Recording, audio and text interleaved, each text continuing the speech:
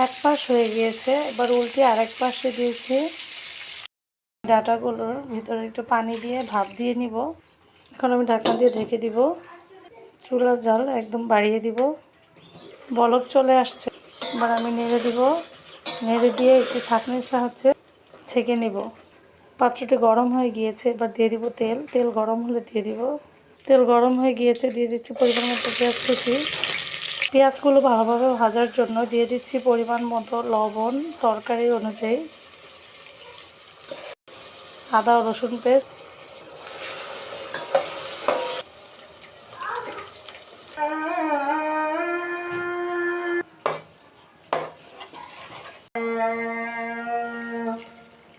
এবার একটি ঢাকনার সাহায্যে ঢেকে দিব। তেলগুলো দেখুন কত সুন্দর উঠে আসছে। এখন আমি দিয়ে দিব এই ডাটাগুলো, এগুলো ছেঁকে রেখেছিলাম। করে নেওয়া গরম পানি কিছুটা দিয়ে দিলাম। এবার আমি ঢাকনা দিয়ে ঢেকে দিব। ঢাকনা দিয়ে ঢেকে দিচ্ছি। দেখো কত সুন্দর সিদ্ধ হয়ে গিয়েছে।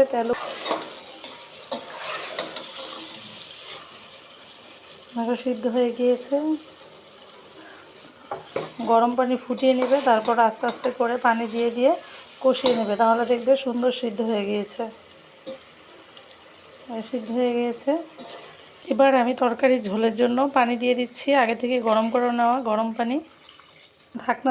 ঢাকনা দিয়ে ঢেকে দিব। বলক চলে আসলে মাছগুলো দিয়ে দিব। দেখুন বলক। এবার আমি মাছগুলো দিয়ে দিব। মাছগুলো দিয়ে দিচ্ছি এক এক করে। দেখুন মাছগুলো দেওয়া শেষ হয়ে গিয়েছে, এবার আমি ঢাকনা দিয়ে ঢেকে দেব। ঢাকনা তুলে দিব। দেখুন রান্না শেষ। আপনারা উপরে জিরা বা ধনেপাতা দিয়ে নামিয়ে ফেলবেন।